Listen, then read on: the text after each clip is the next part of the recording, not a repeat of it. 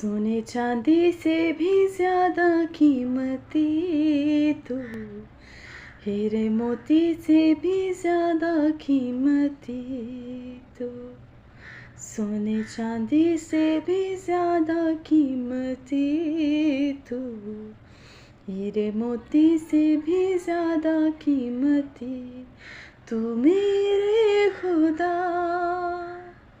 तू है सब कुछ मेरा।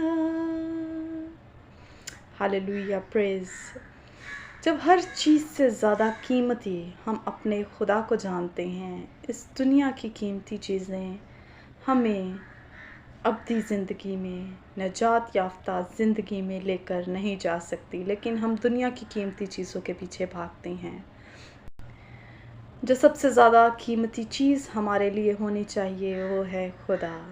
हर चीज़ से ज़्यादा बेशकीमती, हर चीज़ से ज़्यादा खूबसूरत। God bless you all. जय मसीह की।